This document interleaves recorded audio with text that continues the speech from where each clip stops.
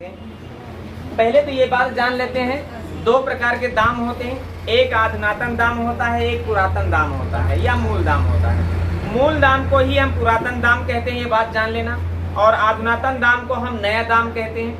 सवाल कहता है कोई दाम है और उसको पहले x% बढ़ाया गया, x% बढ़ाया गया, वो दाम हमें नहीं पता है, वो दाम हमें नहीं पता है। तो मान लेते हैं ये दाम है, खाली स्थान, इसे हम बता नहीं सकते भी, है ना। ये कौन सा दाम है? मूल दाम।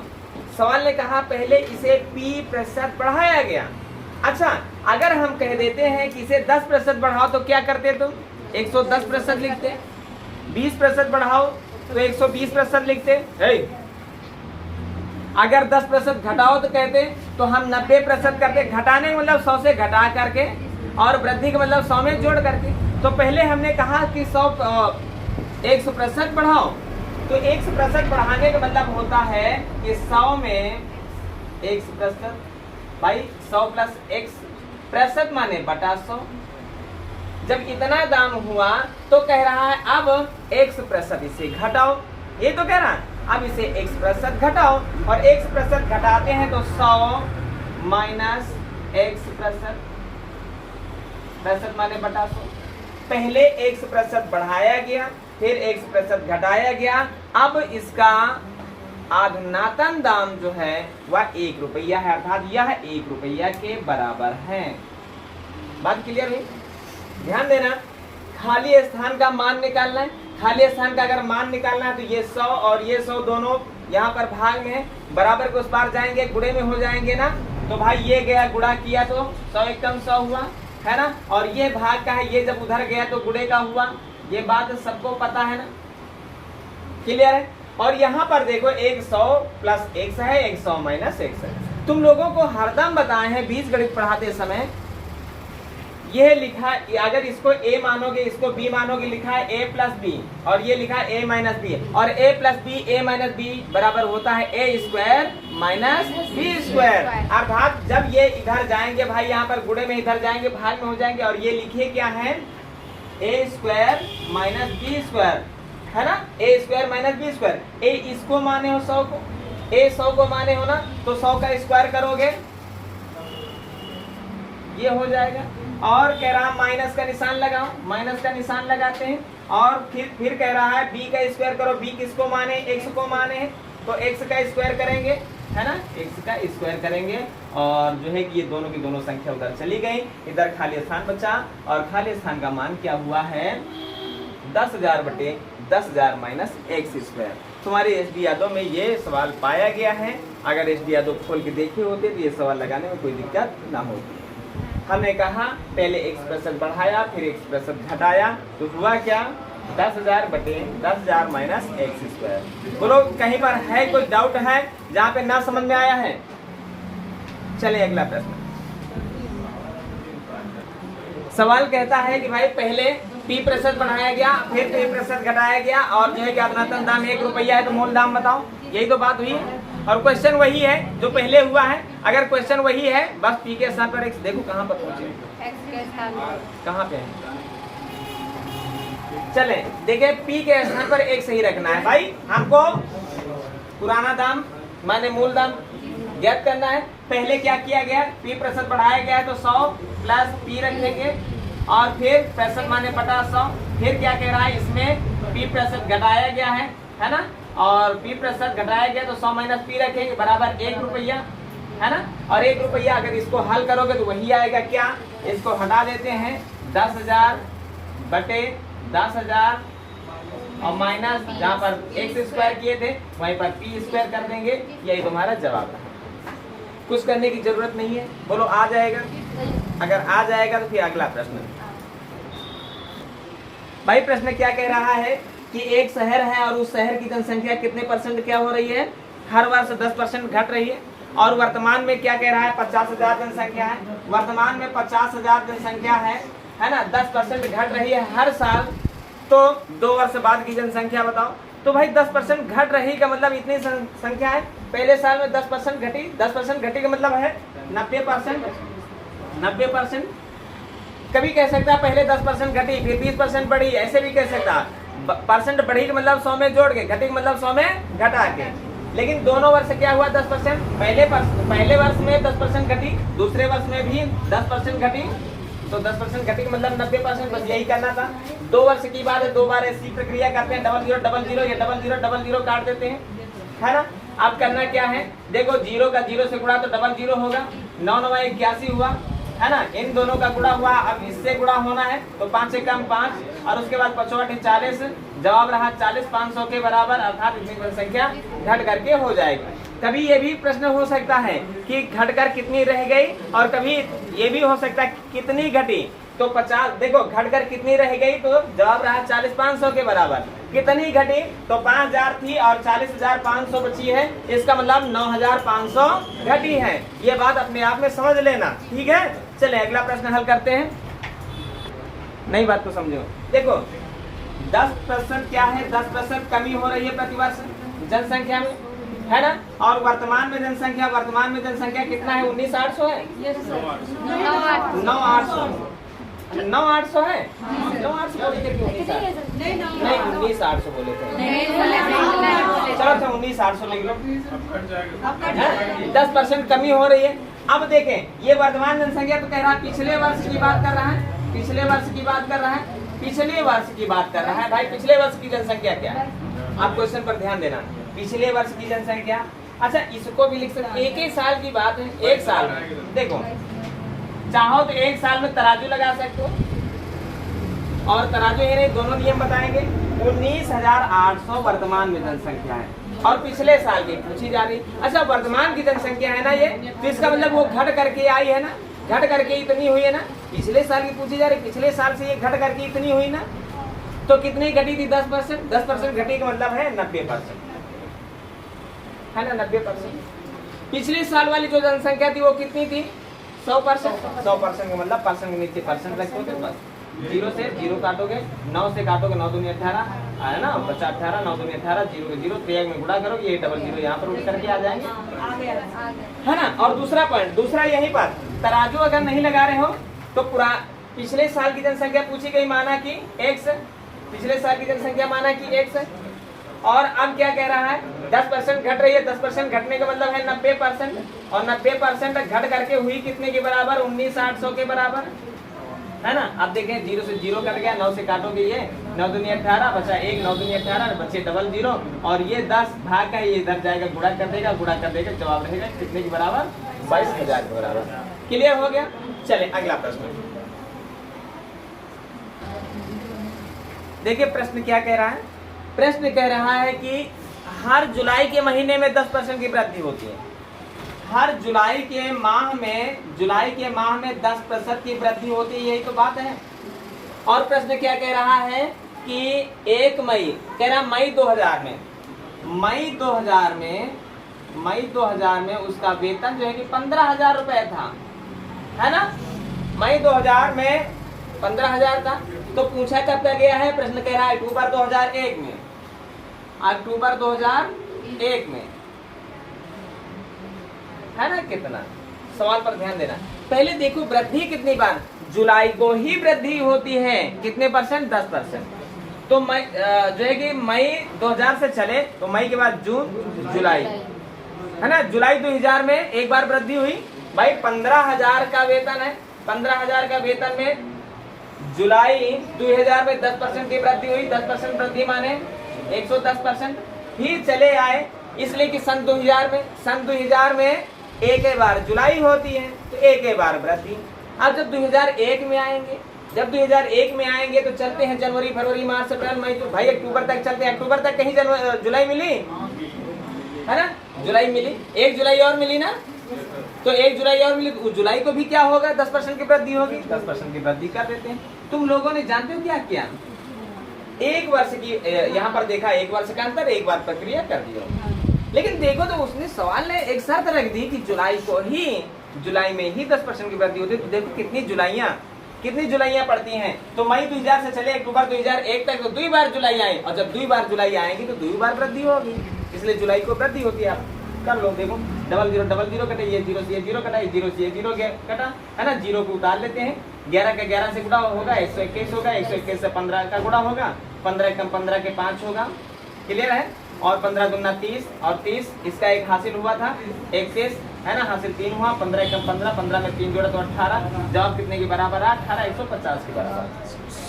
बात क्लियर। क्वेश्चन को पढ़ा करो, क्वेश्चन को समझा करो, क्वेश्चन कह क्या रहा है। जब तक हम इस बात पर गौर नहीं करेंगे तब तक हम यहाँ पर सन को देखिए, 1 वर्ष का अंतर है, एक बार गुणा कर लिया और हमारे ऑप्शन में भी ऐसा मिला और हम उसी को टिक कर दिए जबकि हमारा सवाल गलत है। क्योंकि जुलाई में वृद्धि हो रही है तो जुलाई कितनी बार पढ़ रही है? 2 बार पढ़ रही है, तो 2 बार वृद्धि करेंगे ना। क्लियर है। चलिए अगला प्रश्न, सवाल पर ध्यान दिया जाए। सवाल कह रहा है कि वर्तमान में महेश की जो आय है वो 1,60,000 है, 1,60,000 है, यही तो बात कह रहा है। ये वर्तमान में उसकी आय है, वर्तमान में उसकी आय है। और उसके बाद कह रहा है कि वृद्धि कितने की होती है? दर वृद्धि 15% की होती है, 15% की वृद्धि। कितने साल बाद कह रहा है, कितने साल बाद उसके कमाई कितनी? 2,79,000 कितना है? 841 है ना। समय पूछा गया है, ध्यान रखिए समय पूछा गया। चलो तुम लोगों को हम तरीका बता रहे हैं समय निकालने का। समय निकालने में कोई बड़ी बात नहीं है। अगर जितने जीरो यहाँ पर लिखे, अगर जीरो नहीं है तो जितने जीरो उतने ही साल की बात करता है, अर्थात 4 जीरो समय तुम्हारा 4 साल होगा। इसलिए ये 2 की घात 4 लिखा है, ये 0 की घात 4 लिखा है, माने ये पूरी संख्या 20 की घात 4 लिखा है। और समय होता है क्या है? घात में ही तो लिखा जाता है। माने इसको बनाना था कि घात कितना है, बस इतनी सी बात करनी थी। बात नहीं समझ में आई? बात नहीं समझ में आई है तो हम चलते हैं। सवाल कहता है कि देखें वर्तमान जनसंख्या लिख दी जाती है, वर्तमान ओ नहीं मिश्रधन निकालने का। ये जो जनसंख्या वाला सवाल होता है वो चक्रवृद्धि ब्याज पर लागू होता है, चक्रवृद्धि मिश्रधन पर लागू होता है। और ये सूत्र होता है कि मिश्रधन बराबर मूलधन 1 प्लस दर बटे 100 की घात समय, यही पर तो लागू होता है ना, ये लागू होता है। अच्छा ये लागू होता है तो ध्यान दें, यहाँ पर हमको करना क्या है? समय निकालना है। और अगर 60 तरीका देखा जाए तो इसी तरह से ऊपर जितने जीरो हैं, अगर जीरो नीचे नहीं है, दोनों में जीरो हैं तो जीरो को पहले काट दें, फिर जितने जीरो बचते हैं अधिकतर वही तुम्हारा समय होता है। देखो कैसे, इसको हम और अच्छे से लिख देते हैं। हम कहते हैं मिश्रधन तुम्हारा ये है 27,908,4,1, ये मिश्रधन है बराबर मूलधन। मूलधन उधर गुणे में था, इधर आएगा तो भाग में हो जाएगा। क्लियर है। बराबर मूलधन इधर आया तो उधर बचा क्या? 1 प्लस दर, माने दर को 100 में जोड़ करके ऊपर लिखते हैं, ये बात जान ले हो। माने 115/100 की घात समय। बात क्लियर है। अच्छा इनको चाहो तो काट सकते हो, इनको चाहेंगे तो काटेंगे तो 5 से काटेंगे, 5 दूनी 10, 5 नहीं 15, और ये 5 से काटोगे तो 20 हो जाएगा। क्लियर है। जब आधार यहाँ पर देखो 23/20 की घात समय, तो कहने का मतलब ये 23 की घात के रूप में ही होगा और ये 20 की घात के रूप में ही होगा। अब इकाई के स्थान पर 3 है, 3 का 3 से कितनी बार गुणा करें कि इकाई के स्थान पर 1 आ जाए? 3 तरह का 9 तिरक 27 तिरक 81। पहले देखो 3 तरह का 9 तिरक 27 तिरक 81, 4 बार गुणा किया ना, तो यहीं से अनुमान लगा लिए कि यह 23 की घात 4 है, यह 23 की घात 4 है और यह 20 की घात 4। 2 दूनी 4 दूनी 8 दूनी 16, 2 का गुणा 2 से 4 बार करेंगे, 0 का गुणा 0 से 4 बार करेंगे, अर्थात ये 20 की घात 4 लिखा है ना। और ऐसे यहाँ पर देखते हैं, जब देखें जब ये आधार के बराबर होता है तो समय के बराबर होता है, अर्थात समय बराबर कितने वर्ष हो गया? 4 वर्ष हो गया। बात क्लियर हुई है ना। तो यहाँ पर चाहे तो ऐसा ना करें, यहाँ पर समय की बात अगर पूछी जाए तो यहीं पर घाते बना करके देख लेते हैं, है ना।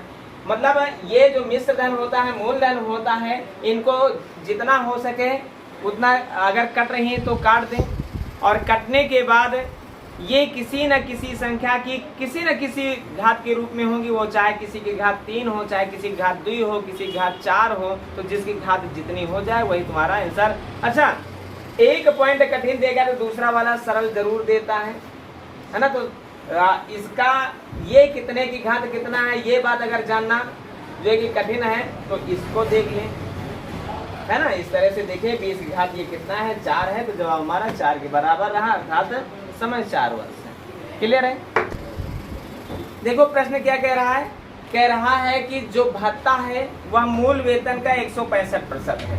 माने जो भत्ता है वह मूल वेतन का 165%। कहने का तात्पर्य क्या है, अगर मूल वेतन 100 है तो यह भत्ता 165% है।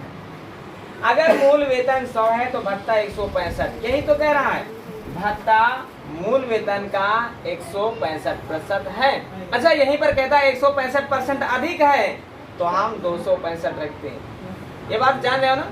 अच्छा मूल वेतन 100 रुपया, भत्ता तुम्हारा 165 रुपया, तो समग्र का मतलब होता है क्या है, समग्र वेतन।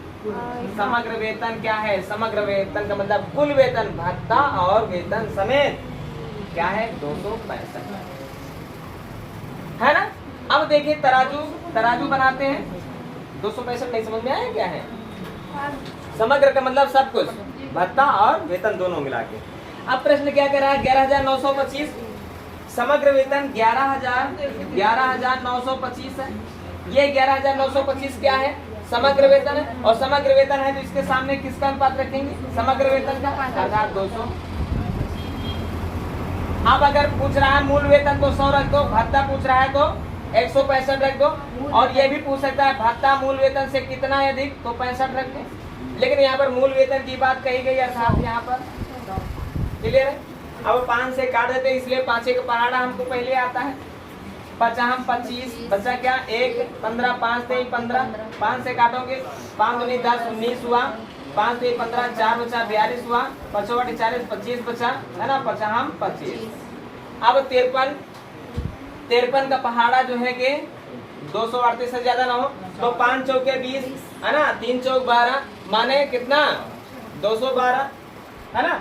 53 चौके 212, 212 का मतलब 6 यहाँ बचा है ना, 6 यहाँ बचा, और यहाँ पर क्या बचा है, 2 बचा, हो गया 265। 3 के पहाड़े में कवे 5 होगा जब पंजे होगा, अर्थात 53 पंजे 265 होता है, 5 बार गया ना पहाड़ा। क्लियर हो गया, कट गए पूरी संख्या। 100 भाग का है, बराबर के इस बार आएगा, यह सबको पता है कि त्रियक में गुणा होता है, 45 का 100 से गुणा होगा, तो जवाब तुम्हारा 45 100 के बराबर रहेगा, अर्थात मूल वेतन 4500 रुपया है। बोलो यहाँ कहाँ पर दिक्कत हुई भाई, भत्ता मूल वेतन का 165% है, तो मूल वेतन 100 मानो, भत्ता 165% है तो 165 मानो, 165% अधिक है तो 265 मानो। अब कह रहा है समग्र वेतन, समग्र वेतन का मतलब होता है भत्ता और वेतन दोनों मिला करके, भत्ता और वेतन दोनों मिला करके 265 हुआ। समग्र वेतन तुम्हारा दिया गया है, समग्र वेतन के सामने समग्र वेतन का परसेंटेज रखोगे। अब मूल वेतन पूछ रहा है तो 100 रख दो, भत्ता पूछे तो 165 रख दो। मूल वेतन भत्ता से कितना कम या भत्ता मूल वेतन से कितना अधिक, तो दोनों का अंतर रख दो। फिलहाल मूल वेतन पूछा गया 100 रख दिया और काटे पीटे 4500 आ गया। अभी कोई दिक्कत है? चले फिर अगला प्रश्न हल करते हैं। कह रहा है एक पेड़ जो है हर वर्ष क्या होता है, अपनी जो ऊंचाई है उसका 1/8 बढ़ जाता है, मतलब 8 का है तो वह 1 बढ़ जाता है, माने 9 हो जाता है। तो जैसे वर्तमान में उसकी ऊंचाई 64 है, तो 1/8 बढ़ जाने का मतलब जैसे 10% बढ़ जाने का मतलब 100 में 10 जोड़ते हैं, 10% माने बटा 100 है ना, तो 10/100 लिखते हैं ना। तो 10% बढ़ जाने का मतलब फिर ये दोनों जोड़ करके ऊपर नीचे वाली संख्या नीचे रख देते हैं, यही तो करते हैं। तो यहाँ पर कह रहा है 1/8 का मतलब होता है 1/8 बढ़ जाने का मतलब होता है दोनों का जोड़ ऊपर और नीचे वाली संख्या नीचे। और यह कितने बार होता है, कहते हैं 2 वर्ष बाद। 2 वर्ष बाद का मतलब है 2 बार है ना। 1 8 से कटा 64 तो 8 बचा, इस 8 से ये 8 कटा, 9 9 8 1 होता है, जवाब रहा 81 के बराबर। इतना बड़ा सरल सवाल जो है कि ये भी नहीं आ रहा तुम लोगों को। चले अगला प्रश्न हल करते हैं। देखिए प्रश्न पर ध्यान दिया जाए। भाई कह रहा है एक महाविद्यालय में व्यावसायिक पाठ्यक्रम में हर वर्ष 15% सीटें सन 2012 में 800 सीटें थी, सन 2012 में 800 सीटें थी, तो 2014 में कितनी? ये 2012 में 800 सीटें हैं, तो 2015 में क्या 2013 में क्या होगा भाई? 15% की बढ़ोतरी हुई। 15% बढ़ोतरी माने 115%, परसेंट माने बटा 100, है ना? गुड़े जब 2013 में इतनी हुई तो 2013 से फिर 14 में जब गए तो फिर 15% की बढ़ोतरी हुई, तो 15% बढ़ोतरी माने 115/100। ये क्यों नहीं आ रहा था भाई? 2012 में इतनी सीटें थी तो 2014 में कितनी माने 2 साल की बात है, 2 साल में 15% बढ़ा माने 115/100 गुड़े 115/100। 2 साल की बात है, 2 बार गुणा कर देते हैं। डबल जीरो कटा, 4 से काट देते, 4 दूनी 8, 4 से काटेंगे तो यहाँ पर 25 आएगा, और 5 से काटेंगे 50, 25, 5 से काटेंगे 23 आ जाएगा, और फिर 5 से कम 5, तो 5 से काटेंगे 23 आ जाएगा।